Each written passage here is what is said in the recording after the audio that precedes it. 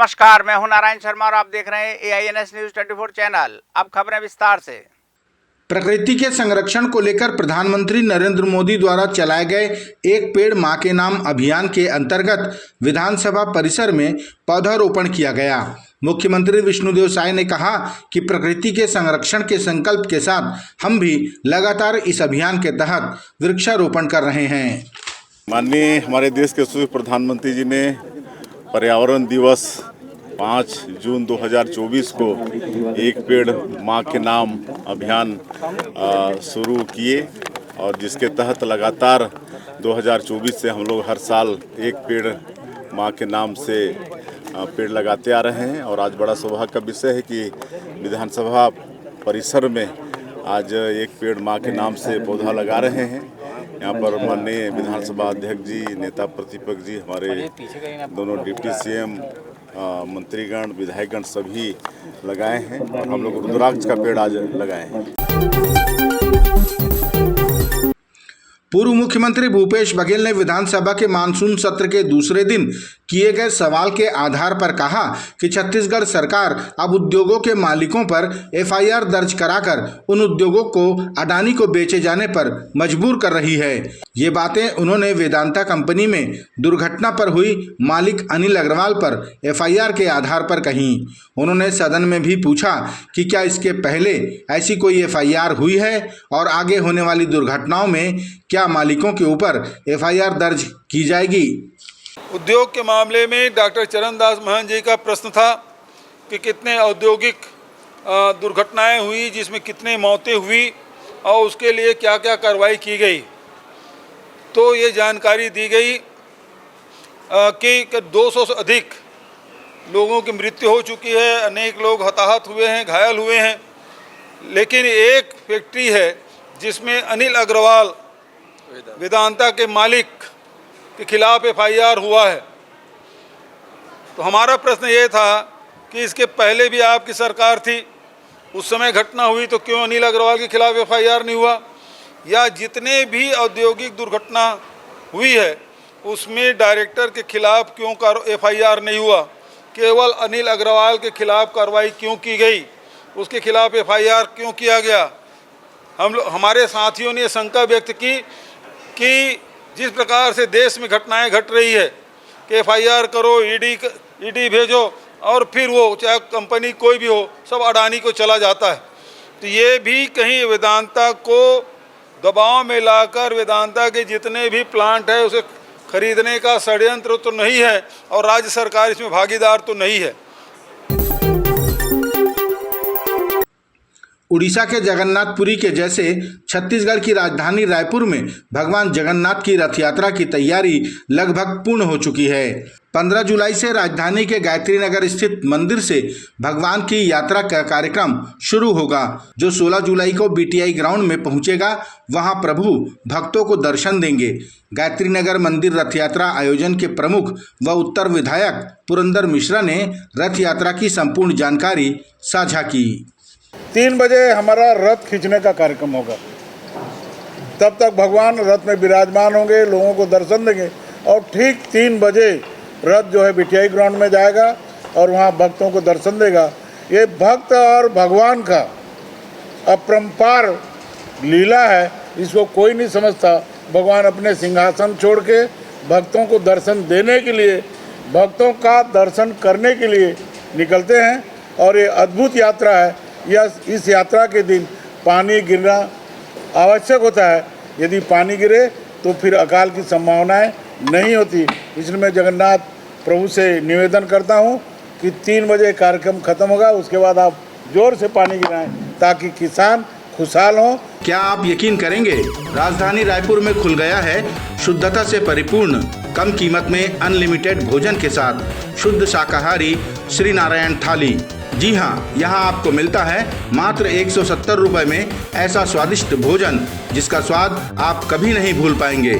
श्री नारायण थाली में आपको मिलती है 3 सब्जियाँ, दाल, कढ़ी, रायता, सलाद, पापड़, चावल, ढोकला, 2 प्रकार की चटनी, मीसी रोटी और गर्मा गर्म तावा रोटी, जितनी आप खा सकें। साथ में गुलाब जामुन भी। तो एक बार जरूर आइए और अपने परिवार के साथ शुद्ध भोजन का स्वाद चखिए। हमारे यहाँ जैन थाली भी उपलब्ध है। श्री नारायण थाली, शॉप नंबर 75, शुभ कदम के बाजू में, सिटी सेंटर मॉल के पास, पंडरी, रायपुर। Phone number 9094744545। एक मुश्त मासिक वेतन और संवैतनिक अवकाश की मांग को लेकर छत्तीसगढ़ अतिथि व्याख्याता संघ उच्च शिक्षा मंत्री टंकराम वर्मा से मिलने पहुंचा। उनकी मांग थी कि उन्हें प्रतिदिन के हिसाब से वेतन न देकर प्रति माह 57,700 रुपये एक मुश्त प्रदान किया जाए। मंत्री ने व्यवस्था अभी जस की तस रहने एवं आगे विचार करने का आश्वासन दिया। अतिथि व्याख्याता संघ ने मंत्री टंकराम वर्मा के निवास पर हल्की नारेबाजी भी की। हमारी एकता जिंदाबाद, हमारी एकता जिंदाबाद। अभी तो ये लड़ाई है, आगे और लड़ाई है। हम अपना किसी से भीख मांगते, हम अपना अधिकार मांगते, नहीं किसी से भीख मांगे। पूरी करो 57,700 देना होगा, देना होगा, देना। होश में आओ, होश में आओ, मुख्यमंत्री होश में आओ, होश। छत्तीसगढ़ के श्रम मंत्री लखनलाल देवांगन ने विधानसभा में जानकारी दी कि सरकार द्वारा लगातार समय समय पर सेफ्टी ऑडिट कराया जाता है। साथ ही इंडस्ट्रियल क्षेत्र के बॉयलर में काम करने वाले 1400 टेक्नीशियनों को दक्षता ट्रेनिंग दी गई है। मंत्री ने बताया कि दुर्घटनाओं को देखते हुए मुआवजा राशि वितरण में भी अब तक 51 करोड़ रुपए की राशि दिलाई गई है। नहीं, मैंने सेफ्टी ऑडिट नहीं हुआ है ऐसा नहीं माना। हमने पूर्ण रूप से सेफ्टी ऑडिट कराया है और लगातार सेफ्टी ऑडिट हो रहे हैं और सुरक्षा की दृष्टि से लगातार नया नया प्रयोग भी हम लोग कर रहे हैं।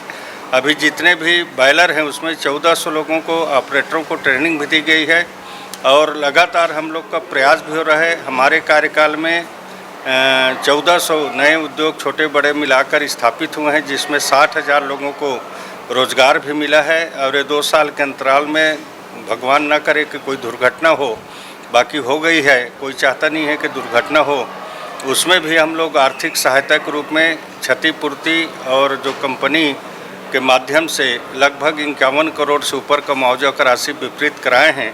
और उसी से ESIC के माध्यम से भी पेंशन वगैरह का प्रकरण उनका मिला है, उससे भी उनको मुआवजा वगैरह पेंशन मिलता है। सारी प्रक्रिया शासन के माध्यम से लगातार प्रयास हो रहा है। माननीय मुख्यमंत्री भी चाहते हैं कि उद्योग भी अच्छा चले, श्रमिक के हित में अच्छा काम हो, इसके लिए सरकार निरंतर रूप से प्रयास कर रही है। पूर्व मुख्यमंत्री भूपेश बघेल ने कहा कि छत्तीसगढ़ में कम बारिश की जानकारी के बावजूद सरकार ने किसानों के लिए कोई व्यवस्था नहीं की है। उन्होंने कहा कि खेती किसानी के 45 दिन बीत जाने के बाद भी सरकार ने शॉर्ट टर्म खेती के लिए बीजों की व्यवस्था नहीं की है। भूपेश बघेल ने आरोप लगाया कि छत्तीसगढ़ की भाजपा सरकार किसानों की घोर विरोधी है। सरकार क्या व्यवस्था की है भाई? जून पूरा निकल के 30 दिन, जुलाई का आज 14 तारीख है, 45 दिन निकल गया। तो 45 दिन निकलने के बाद अब जो फसल जो लगाएंगे मान लो तो 60 टर्म ही करेंगे, लेकिन 60 टर्म में आपके पास बीज है क्या? 90 दिन वाला, 100 दिन वाला, 80 दिन वाले आपके पास बीज उपलब्ध है? सरकार ने उपलब्ध कराया क्या? नहीं कराया है। तो सरकार किसानों के घोर विरोधी सरकार है।